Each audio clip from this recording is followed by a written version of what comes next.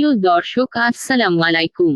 আজ আপনাদের জন্য নিয়ে আসলাম আমার লেখা প্রথম প্রবন্ধ, যার নাম নির্ধারণ করেছি মানব জীবন প্রশ্ন উত্তরের খেলা।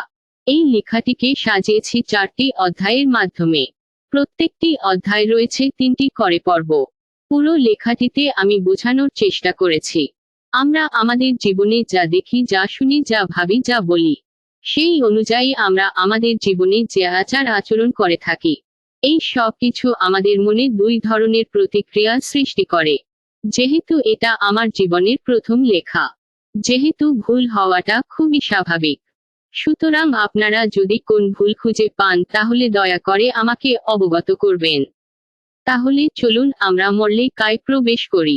মানব জীবন প্রশ্ন উত্তরের খেলা। লিখেছেন মিজানুর রহমান সাগর।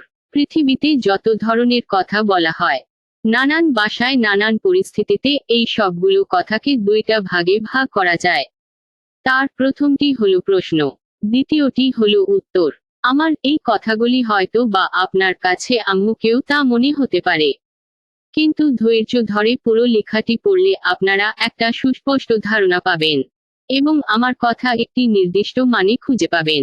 প্রথমত কথা হচ্ছে, এমন কিছু কথা থাকে যেটা না প্রশ্ন না উত্তর, কিন্তু তবুও আমি কেন 2টা ভাগেই ভাগ করলাম সব কথাগুলোকে। ধরুন আপনাকে কেহ হঠাৎ করে বলল, আমি তোমাকে ভালোবাসি। এই কথাটি শোনার পর আপনার ভিতরে যে প্রতিক্রিয়া সৃষ্টি হবে, সেটা হলো এই লোকটি সত্যি কথা বলছে নাকি মিথ্যে কথা বলছে। এটা প্রথমে আপনার ভিতরে একটা প্রশ্নের সৃষ্টি করলো। দ্বিতীয়ত আপনি চিন্তা করবেন তার সেই প্রস্তাবটা আপনি গ্রহণ করবেন নাকি রিজেক্ট করবেন। এটা আপনার মনে দ্বিতীয় নাম্বার প্রশ্নর সৃষ্টি করলো। তৃতীয়ত খুব দ্রুতই আপনি একটা ডিসিশনে পৌঁছে যাবেন। এটা আপনার ভিতরে একটা উত্তর সৃষ্টি করলো। আপনার সামনের লোকটি যদিও আপনাকে কোন প্রশ্ন করেনি বা কোন উত্তর বলেনি, তবুও আপনি একটা কথার প্রেক্ষাপটে কয়েকটা প্রশ্ন এবং একটা উত্তরে পৌঁছে গেলেন। আমার দ্বিতীয় উদাহরণ, ধরুন আপনার সামনে 2 জন ব্যক্তি ঝগড়া করছে। তারা হোক আপনার পরিচিত কিংবা অপরিচিত। এই পরিস্থিতিতে প্রথমে আপনার ভিতরে যে প্রশ্নের সৃষ্টি হবে, তারা কেন ঝগড়া করছে, এই প্রশ্নের উত্তর পাবার জন্য আপনি মরিয়া হয়ে উঠবেন। যখন আপনি ঝগড়ার কারণ জানতে পারবেন, তখন আপনার এই পরিস্থিতিতে কি করা উচিত সেই প্রশ্ন সৃষ্টি হবে। তখন আপনার ভিতরে কয়েক ধরনের উত্তর নির্ণয় হতে পারে। এটা অবশ্য পরিস্থিতির উপর নির্ভর করে। যদি পরিস্থিতি মোটামুটি সহনীয় হয়, তাহলে আপনি নিজেই চেষ্টা করবেন তাদের ঝগড়া থামাতে। যদি পরিস্থিতি খুব খারাপ হয়, তাহলে আপনি আশেপাশে মানুষের সহায়তা নিবেন অথবা আইন শৃঙ্খলা বাহিনীর সহায়তা নিবেন। আমার এই উদাহরণের মাধ্যমে বোঝানোর চেষ্টা করেছি, আপনার সামনের মানুষগুলো আপনার সাথে কথা না বলেও আপনার ভিতরে প্রশ্ন এবং উত্তরের সৃষ্টি করতে পারে। আমার তৃতীয় উদাহরণ, ধরুন আপনি একটা নির্জন স্থানে বসে ভাবছেন, আপনার পছন্দের মানুষটিকে আপনার ভালোবাসার কথা জানাতে হবে।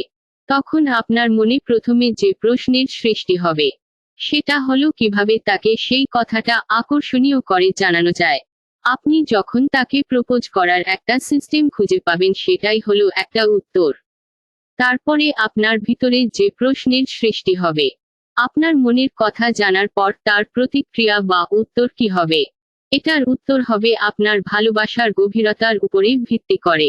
যদি আপনি তাকে হালকা ভালোবেসে থাকেন, তাহলে মনে মনে ভাববেন। সে যদি আপনার ভালোবাসা প্রত্যাখ্যান করে, তাহলে আপনি আর এখানে জোরাজুরি করবেন না, কারণ জোর করে কেউ কোনোদিন কখনো ভালোবাসা অর্জন করতে পারে না। আপনার ভালোবাসা যদি খুব বেশি গভীর হয়ে থাকে, তাহলে আপনার উত্তর হবে, সে যদি আপনার ভালোবাসাকে প্রত্যাখ্যান করেও থাকে, তারপরেও আমি বারবার চেষ্টা করব তার মন জিতে নেওয়ার জন্য। এই উদাহরণ থেকে আমি আপনাদেরকে বোঝানোর চেষ্টা করেছি, একটি মানুষ আপনার সামনে না থাকার পরেও আপনার মনে প্রশ্ন কিংবা উত্তরের জন্ম দিতে পারে। অধ্যায় 2, পর্ব 4। ধরুন আপনার একটা কাজ শেষ করতে অনেকটাই রাত হয়ে গিয়েছে। এই সময় আপনার ভিতরে প্রশ্ন আসবে, এখন আমার কি করা উচিত। বিপরীতে একাধিক উত্তর আসার সম্ভাবনা আছে ভিন্ন পরিস্থিতিতে। যদি আপনার মূল্যবান কোন কাজ বাকি থাকে, তাহলে সেটা শেষ করার তাগিদ অনুভব করবেন। অথবা আপনি যদি প্রচণ্ড ধার্মিক মানুষ হয়ে থাকেন, তাহলে আপনি চিন্তা করবেন গভীর রাতে স্রষ্টা মানুষের প্রার্থনা কবুল করে থাকেন। তাই ঘুমানোর আগে আপনি প্রভুর ইবাদত বা প্রার্থনায় মশগুল হতে পারেন। তাছাড়া আপনি ভাবতে পারেন যেহেতু অনেকটাই রাত হয়ে গিয়েছে, এখন আমাকে খুব দ্রুতই ঘুমিয়ে পড়তে হবে। কিন্তু এমন একটা পরিস্থিতি যদি দুপুরের সৃষ্টি হয়, একটা বড়সড় কাজ দুপুর বেলায় কমপ্লিট করেছেন, তাহলে প্রশ্নটা একই থাকবে কিন্তু উত্তর হবে ভিন্ন। যেমন আমাকে বাসায় যেতে হবে, গোসল কিংবা লাঞ্চ করতে হবে ইত্যাদি। একই পরিস্থিতি সকাল কিংবা সন্ধ্যাবেলা হলে ভিন্ন রকম উত্তর আপনার মনে চলে আসতে পারে। সুতরাং এই পর্বে আমি বোঝানোর চেষ্টা করেছি একই পরিস্থিতি ভিন্ন সময়ে ভিন্ন রকম প্রশ্ন কিংবা উত্তরের সৃষ্টি করতে পারে। পঞ্চম পর্ব। ধরুন আপনারা দুজন একটা ঘরের ভিতরে বসে আছেন, একজন পুরুষ আর একজন নারী। বাহিরে একজন হকার ডেকে ডেকে কসমেটিক পণ্য বিক্রি করছে। এ পরিস্থিতিতে দুজনের মনে একটি প্রশ্ন উদিত হবে, এই হকারের কাছ থেকে আমার কিছু নেওয়ার আছে নাকি? বিপরীতে দুজনার মনে দু রকম উত্তর আসতে পারে। প্রথমত উত্তর দু ধরনের অথবা না। দ্বিতীয়ত দুজনের উত্তরই যদি হে হয়, তবুও দু ধরনের উত্তর আশা করা যায়। যেমন নারী ব্যক্তির উত্তর হতে পারে তার নিজের জন্য কিছু একটা কেনা অথবা কাছের কোন নারী সঙ্গীত জন্য কিছু একটা কেনা। বিপরীতে পুরুষ ব্যক্তির উত্তর হতে পারে তার পরিবারের কোন নারীর জন্য কিছু একটা কিনা অথবা তার কোন পরিচিত নারী সঙ্গীত জন্য কিছু একটা কিনা। মনে করুন দুজন ঘরের ভিতর বসে আজানের ধ্বনি শুনতে পেলেন। তখন দুজনার মনে প্রশ্ন আসবে, আমরা কি নামাজ আদায় করব নাকি? এখানেও ভিন্ন উত্তর আশা করা যায়। এখানে প্রথম উত্তর হ্যাঁ অথবা না নির্ভর করে তারা ব্যক্তিগত কতটা ধার্মিক। যদি ধরে নেওয়া যায় তারা দুইজন যথেষ্ট পরিমাণে ধার্মিক, তাহলে দুজনে নামাজের জন্য প্রস্তুতি গ্রহণ করবে। এখানেও দুজনের বিষয়টা হবে দুই রকম, অর্থাৎ দুই ধরনের উত্তর। যেমন পুরুষ ব্যক্তিটিকে নির্দিষ্ট সময়ের ভিতর মসজিদে যেতে হবে জামাতে নামাজ আদায় করার জন্য। অন্যদিকে নারী ব্যক্তি চাইলেই খুব দ্রুতই ঘরের ভেতরে নামাজ আদায় করতে পারবেন। এ পর্বে আমি বোঝানোর চেষ্টা করেছি একই পরিস্থিতিতে একই সময়ে একই স্থানে দুজন ব্যক্তি থাকার পরেও শুধুমাত্র আলাদা জেন্ডার বা লিঙ্গ হওয়ার কারণে ভিন্ন প্রশ্ন কিংবা ভিন্ন উত্তর চলে আসতে পারে। ষষ্ঠ পর্ব। মনে করুন একটি ক্লাসরুমে অনেকগুলো স্টুডেন্টের ক্লাস নিচ্ছেন একজন শিক্ষক। এই ক্লাস শুরু হওয়ার আগেই প্রত্যেকটা ছাত্রছাত্রী ভেবে নিয়েছেন আমাকে এই ক্লাস থেকে কিছু একটা শিখতে হবে। শিক্ষকের লেকচার শুনে অনেক ছাত্রছাত্রী কিছু কিছু জিনিস বুঝতে পারছে না, তাই তাদের মনে প্রশ্নের উদিত হলো। একজন ছাত্র তাদের প্রশ্নটা শিক্ষকের কাছে জিজ্ঞেস করে ভুল শুধরে নিল। বেশিরভাগ স্টুডেন্ট তাদের প্রশ্নটাকে তাদের মনের ভিতর চেপে ধরে রাখলো। মনে মনে তারা একটা উত্তর খুঁজে পেল, পরবর্তী যখন পড়াশোনা করব তখন এটা বুঝতে পারবো। আর কিছু স্টুডেন্ট ক্লাসের ভিতর থেকে অন্য কোন ভাবনায় মগ্ন হয়ে থেকে ক্লাসটাকে মিস করলো। তাদের ভ্রম যখন ভেঙে গেল তখন তারা চিন্তা করলো, এটা আমি কি করে ফেললাম? মূল্যবান একটি ক্লাস চলে গেল আর আমি এদিকে খেয়ালই করলাম না। তারপর তাদের ভিতর যে প্রশ্নের সৃষ্টি হবে সেটা হচ্ছে আজকের ক্লাসের মূল্যবান বিষয়বস্তুগুলো কি। এই প্রশ্নটিকে একটু অন্যভাবে সহপাঠীদের কাছে করবে, বলবে যে আমি ক্লাসটা বুঝতে পারিনি, তুই কি আমাকে একটু বুঝিয়ে দিতে পারিস? ঠিক তেমনই মনে করুন একটি রাস্তার ধারে কয়েকজন ছেলে বসে আড্ডা দিচ্ছে। সে সময় নামাজের ওয়াক্ত বা সময় হয়ে গেল। একজন মুসল্লি মসজিদে নামাজ আদায় করতে যাচ্ছে। তিনি রাস্তার ধারে ছেলেদেরকে বসে থাকতে দেখে একটু দাঁড়ালেন। তারপর ছেলেদেরকে দেখে বললেন, চলো বাবা, আর আমরা সকলে মিলে নামাজ আদায় করে আসি। এই কথাটি শোনার পর প্রত্যেকের মনে প্রশ্ন আসবে, এখন নামাজ পড়তে যাব, যেতে পারবো নাকি? ধরুন তাদের ভেতরের একটি ছেলে সেই ব্যক্তির সাথে নামাজ পড়তে চলে গেল, কারণ তার মনের উত্তর ছিল যেহেতু আমরা বসে আড্ডা দিচ্ছি তার চাইতে নামাজ পড়াটাই বেটার। অন্যদিকে আরেকটি ছেলে ভাবছে নামাজ পড়তে যাওয়া উচিত, কিন্তু এখন যাওয়ার মতো পরিস্থিতিতে নেই আমি। আর একটি ছেলে এসব কথা শুনতে পছন্দই করছে না। অর্থাৎ এ পর্বে আমি বোঝানোর চেষ্টা করেছি অনেকগুলো মানুষ একসাথে থাকার পরেও আলাদা চিন্তা চেতনার ফলে বিভিন্ন প্রতিক্রিয়া সৃষ্টি হতে পারে, অর্থাৎ ভিন্ন সব উত্তর নির্ণয় হয়। অধ্যায় 3 সপ্তম পর্ব। মনে করুন কোন একটি রাস্তায় আপনি একলা হাঁটছেন। হঠাৎ করে আপনার নাকে এসে লাগলো সুবাসিত ফুলের তীব্র সুঘ্রাণ। এই পরিস্থিতিতে আপনার মনে অনেক প্রশ্নের জন্ম হতে পারে। প্রথমে যে প্রশ্নটি আসবে সেটা হলো, এই সুবাসের উৎস কোথায়? এই প্রশ্নের উত্তর খুঁজে পাবার জন্য আপনার চারপাশটাকে একবার ভালোভাবে দেখে নিবেন। যদি কাছে কোন ফুলের বাগান দেখিতে পান তাহলে ধরে নিবেন এই বাগান থেকেই আসছে সেই সুঘ্রাণ। কিন্তু যদি কোন ফুলের বাগান আপনার আশেপাশে না থাকে, তাহলে আপনি বেকার চেষ্টা করবেন আশেপাশে কোন বাড়িঘর আছে কিনা। হতে পারে সেই বাড়ির ভিতর থেকেই সুবাস চারপাশে জড়িয়ে পড়ছে। ঘটনাক্রমে আপনার আশেপাশে যদি কোন বাড়িঘর না থাকে, তাহলে আপনি খোঁজার চেষ্টা করবেন আশেপাশে ধর্মীয় কোন প্রতিষ্ঠান আছে নাকি। হতে পারে ধর্মীয় প্রতিষ্ঠান থেকেই সেই সুঘ্রাণ আপনার নাকে এসে লেগেছে। যদি কোন ধর্মীয় প্রতিষ্ঠান খুঁজে না পান, তাহলে আপনি দেখার চেষ্টা করবেন আপনার আশেপাশে কোন মানুষ আছে কিনা। হতে পারে সেই মানুষটি হাতে একটি ফুল নিয়ে ঘুরছে কিংবা দাঁড়িয়ে আছে। হতে পারে সেই মানুষটি কোন পারফিউম ইউজ করেছে সেটার স্মেল আপনার নাকি এসে লাগছে। কতবার সেই মানুষটির কাছেই রয়েছে একটি তরতাজা সুবাসিত ফুল, কিন্তু আশেপাশে যদি কোন মানুষও না থাকে, তখন এই প্রশ্নের উত্তর খুঁজে পাবার জন্য আপনি অস্থির হয়ে উঠবেন।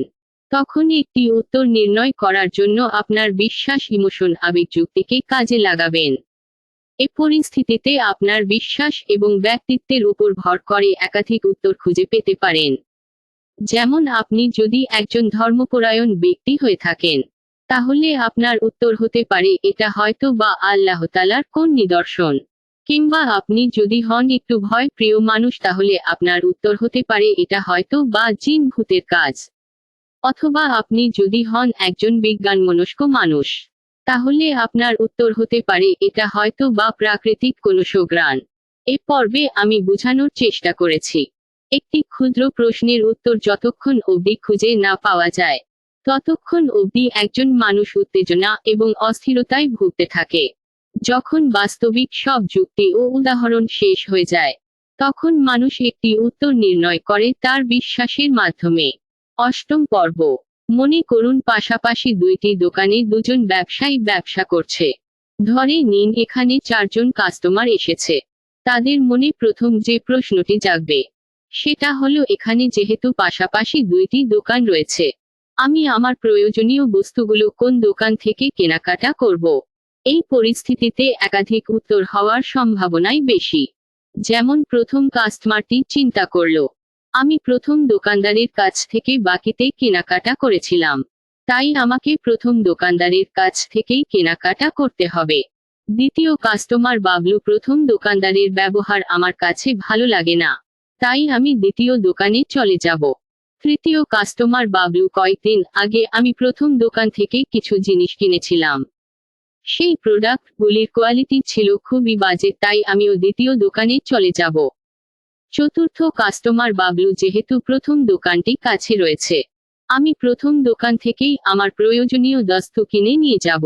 অন্যদিকে যদি কোন কারণে একটি দোকান বন্ধ থাকে, তাহলে সবাইকে একটি দোকান থেকেই তাদের প্রয়োজনীয় বস্তু কিনতে হবে। এ পর্বে আমি বোঝানোর চেষ্টা করেছি একই পরিস্থিতিতে যদি আমাদের হাতে বিকল্প অপশন থাকে, তাহলে মানুষগুলো আলাদা আলাদা উত্তর নির্ণয় করে। আর যদি তাদের হাতে বিকল্প কোন অপশন না থাকে, তাহলে কোন কোন ক্ষেত্রে সবাই একই উত্তর গ্রহণ করে। নবম পর্ব। মনে করুন একটি ছেলের জন্য বিয়ের পাত্রী খোঁজা হচ্ছে। তাকে ইতিমধ্যে 3টি মেয়ে দেখানো হয়েছে। তার ভিতরে একটি মেয়ে শ্যামলা বর্ণের, যার পরিবার অনেক বৃত্তশালী। আরেকটি মেয়ে হলো উচ্চ শিক্ষিত, তার পরিবার মধ্যবিত্ত। আরেকটি মেয়ে ভীষণ সুন্দরী, সে গরিব পরিবারের সন্তান। এখন সেই ছেলেটির মনে প্রশ্ন জেগেছে, কাকে তার জীবনসঙ্গী হিসেবে গ্রহণ করা উচিত। কথায় আছে, মানুষ হলো সুন্দরের পূজারী, তাই সেই ছেলেটির উত্তর হতে পারে গরিব সুন্দরী মেয়েটি হবে তার জীবন সঙ্গিনী। ধরে নিন সেই ছেলেটি একজন অভিজ্ঞ মানুষের সাথে পরামর্শ করতে গেল, যার সাথে সে বন্ধুর মতো সবকিছু শেয়ার করতে পারে। অভিজ্ঞ লোকটি সব শুনে বলল, তোমার শ্যামলা বর্ণের মেয়েটিকেই বিয়ে করা উচিত। কারণ সুন্দরী মেয়েটি দেখিতে সুন্দর হলেও তার শিক্ষাগত যোগ্যতা নেই। আর মানুষ যদি অতিরিক্ত সুন্দর বা সুন্দরী হয় তাহলে তাদের মনে অহংকার বাসা বাঁধে। অন্যদিকে উচ্চ শিক্ষিত মেয়েটির চেহারা দেখিতে একদমই ভালো না। সুতরাং এই শ্যামলা মেয়েটি তোমার জন্য হয়তোবা পারফেক্ট। যেহেতু এই মেয়ের পরিবার অনেক বড়লোক, তাই আপদে বিপদে তারা তোমার পাশে দাঁড়াতে পারবে। সব শুনে ছেলেটি তার সিদ্ধান্ত পরিবর্তন করল। এই শ্যামলা বড়লোকের মেয়েটিকেই বিয়ে করবে বলে মনস্থির করল। এ পর্বে আমি বোঝানোর চেষ্টা করেছি, অল্প বয়সে মানুষ যে সিদ্ধান্ত গ্রহণ করে, অর্থাৎ প্রশ্নের বিপরীতে যে উত্তর খুঁজে পায়, সেখানে ভুল হওয়ার সম্ভাবনাটাই বেশি। যুক্তি দিয়ে যদি কেহ তাদের ভুলটা শুধরে দেয়, তাহলে মানুষ তাদের গুরুত্বপূর্ণ সিদ্ধান্ত বদলে ফেলে, অর্থাৎ নিজের উত্তর বদলে যায়। অধ্যায় 4, দশম পর্ব। মনে করুন দুজন স্বামী স্ত্রী ঘরের ভেতর বসে আছে। হঠাৎ করে স্ত্রী তার স্বামীকে প্রশ্ন করল, আমাদের মেয়েটি বড় হয়েছে, তার বিয়ে শাদী নিয়ে কিছু ভেবেছ কি? স্বামী বলল, আমার এক বন্ধু একটি ছেলের সন্ধান দিয়েছে। সেই ছেলেটির সম্বন্ধে খোঁজখবর নিয়ে তারপর কথা বলবো। ঘটনাক্রমে তাদের মেয়ে আড়াল থেকে কথোপকথন শুনে ফেলল। এই পরিস্থিতিতে মেয়েটির মনে কয়েক ধরনের প্রশ্ন জেগে ওঠা স্বাভাবিক। যেমন, তার যদি কোন পছন্দের ছেলে থেকে থাকে, তাহলে কিভাবে বাবা মাকে সেই ছেলেটির কথা জানানো যায়? এবং মেয়েটির মনে আরো একটি প্রশ্ন থাকবে যে তার বাবা মা সেই ছেলেটিকে মেনে নিবে। কিন্তু সেই মেয়েটির যদি কোন পছন্দের মানুষ না থাকে, তাহলে তার মনে যে প্রশ্ন আসার সম্ভাবনা সবচেয়ে বেশি, সেটা হলো, বাবা মা আমাকে এত দ্রুত বিয়ে দেওয়ার চেষ্টা করছে কেন? আমি জন্মের পর থেকে যাদের সাথে মিলেমিশে বড় হয়েছি, তাদেরকে ছেড়ে যাবার কথা কল্পনাও করতে পারি না। মেয়েটি যদি বুদ্ধিমতী হয় তাহলে পরক্ষণে যেই উত্তর নির্ণয় করবে, সেটা হলো বিয়েতেই মানব জীবন পূর্ণতা পায়, আর মাতৃত্বে নারীর জীবন সার্থক হয়। এই কথা ভেবেই তার মন প্রফুল্ল হয়ে উঠবে। এ পর্বে আমি বোঝানোর চেষ্টা করেছি, আমাদের সম্বন্ধে আমাদের গুরুজনেরা যে সিদ্ধান্ত গ্রহণ করে, সেটা শোনার পর আমাদের মনে অনেক প্রশ্নের জন্ম হয়। নিজের মতো করে সেই প্রশ্নের উত্তর নির্ণয় করে, সেই অনুযায়ী আমরা গুরুজনদের সাথে আচার আচরণ করে থাকি। একাদশ পর্ব। মনে করুন একটি শিশু একদমই পড়াশোনা করিতে চায় না। তার মনে পড়ালেখার সম্বন্ধে কোন আগ্রহ নেই। সেই শিশুটি একদিন তার শিক্ষককে প্রশ্ন করল, আমরা পড়াশোনা করি কেন, আর পড়াশোনা করে কি লাভ? শিক্ষক শিশুটিকে বলল, এটা বুঝতে হলে তোমাকে একটা গল্প শুনতে হবে। শিশুরা সাধারণত গল্প প্রিয় হয়, তাই খুব সহজেই রাজি হয়ে গেল। এবার শিক্ষক বলতে শুরু করল, এক শহরে এক বড়লোক ছিল যার প্রচুর ধন সম্পত্তি ছিল। তার ছিল 2 জন কর্মচারী বা চাকর। তাদের ভিতরে একজন ছিল শিক্ষিত, অর্থাৎ পড়াশোনা জানা ব্যক্তি। অন্যজন ছিল অশিক্ষিত, অর্থাৎ মূর্খ। সেই মূর্ছা কয়টি একদিন তার মালিককে প্রশ্ন করল, আমরা দুজনই আপনার কর্মচারী। আমি সারাদিন পরিশ্রম করে আপনার সকল কাজ করি।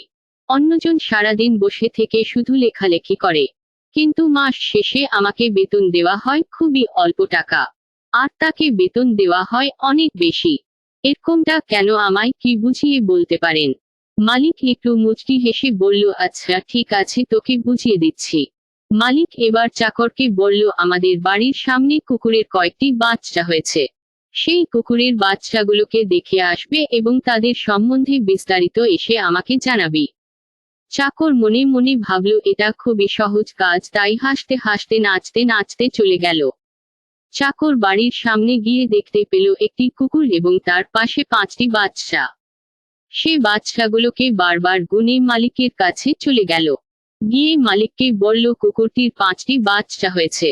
এবার মালিক বলল, সেই বাচ্চাগুলোর সম্বন্ধে আমাকে বিস্তারিত বল।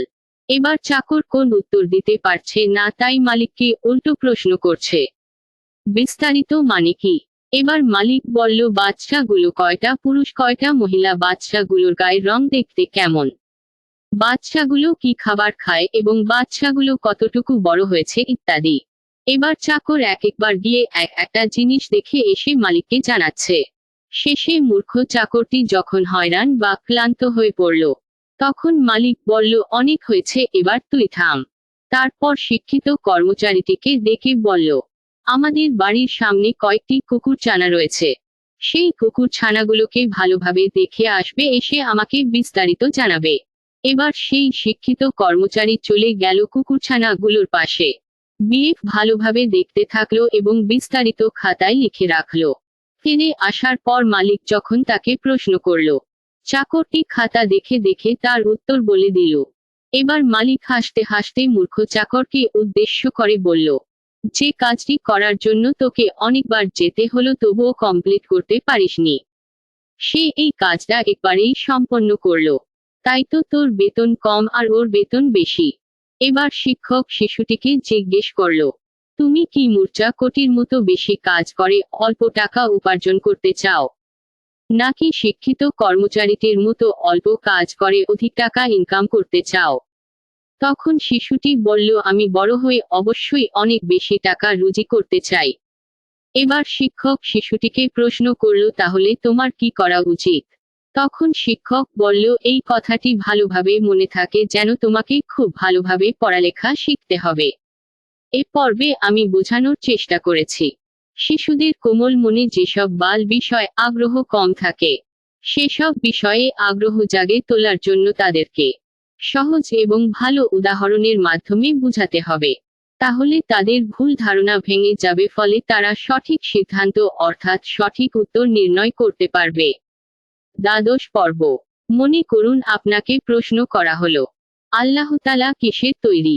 অধিকাংশ মুসলিমের উত্তর যেটা হবে সেটা হলো, আল্লাহ পাক রাব্বুল আলামিন হচ্ছেন নূরের তৈরি। কিন্তু এই উত্তর শোনার পর অধিকাংশ চিন্তাশীল মানুষের মনে একটা প্রশ্নর জন্ম হবে। সেটা হলো, নূর কিসের তৈরি কিংবা নূর তৈরি করেছেন কে? আমাদেরকে সুস্পষ্ট ধারণা দেওয়ার জন্য আল্লাহ তাআলা পবিত্র কোরআন শরীফের সূরা ইখলাসের ২য় আয়াতে ইরশাদ করেছেন, আল্লাহুস সামাদ, অর্থাৎ আল্লাহ তাআলা কারো বা কোন বস্তুর মুখাপেক্ষী নন। এই আয়াত থেকে আমরা বুঝতে পারি আল্লাহ তাআলার সত্তা কোন বস্তু দ্বারা গঠিত নয়। যদিও তুর পাহাড়ে আল্লাহ তাআলা মুসা নবীর সামনে নূরের মাধ্যমে প্রকাশিত হয়েছিলেন, হতে পারে সেই নূরের তাজাল্লি আল্লাহ তাআলার কুদরতের অংশবিশেষ। কারণ আল্লাহ তাআলা তার পরিচয় তুলে ধরতে গিয়ে বলেছেন তিনি একক এবং অদ্বিতীয়।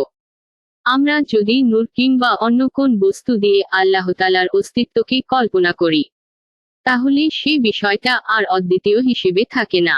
কারণ সৃষ্টি জগতের প্রত্যেকটি বস্তুর দুইটি পার্ট আছে, যেমন ক্রিয়া প্রতিক্রিয়া, বাল্য মন্দ, পজিটিভ নেগেটিভ ইত্যাদি। তাই আমার কাছে মনে হয় জটিল কিছু প্রশ্ন কখনোই সামনে নিয়ে আসা উচিত নয়। কারণ এই বিষয়গুলো এতটাই কমপ্লিকেটেড, আমাদের সামান্য বলে নষ্ট হয়ে যেতে পারে মূল্যবান ঈমান। এ পর্বে আমি বোঝানোর চেষ্টা করেছি, কিছু ভুল তথ্য আমাদের মাথায় সেভ করে রাখি। আর এই সম্বন্ধে যদি কেউ আমাদেরকে প্রশ্ন করে তাহলে ভুল উত্তরটা কি সঠিক বলে চালিয়ে দেওয়ার চেষ্টা করি। যদি কেউ আমাদের ভুল শুধরে দিতে আসে, আমরা উত্তেজিত হয়ে তাদের সাথে যাত্রা তাই ব্যবহার করি। তাই আল্লাহ তাআলার কাছে আমার দোয়া রইল, আমরা প্রত্যেকেই যেন ভুলটাকে শুধরে নিয়ে সত্যের তথ্য জেনে নিতে পারি। প্রিয় সুধী, এতক্ষণ আপনারা উপভোগ করেছেন আমার লেখা প্রথম প্রবন্ধ, মানবজীবন প্রশ্ন উত্তরে খেলা। লেখাটি সম্বন্ধে আপনাদের মূল্যবান অনুমতি কমেন্টস করে জানানোর অনুরোধ রইল।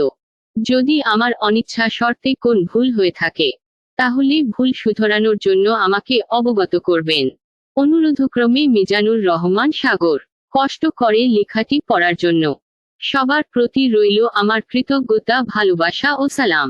সবার সুখই সুন্দর সুস্থ জীবন কামনা করে আজকের মতো বিদায় নিচ্ছি। আল্লাহ হাফেজ।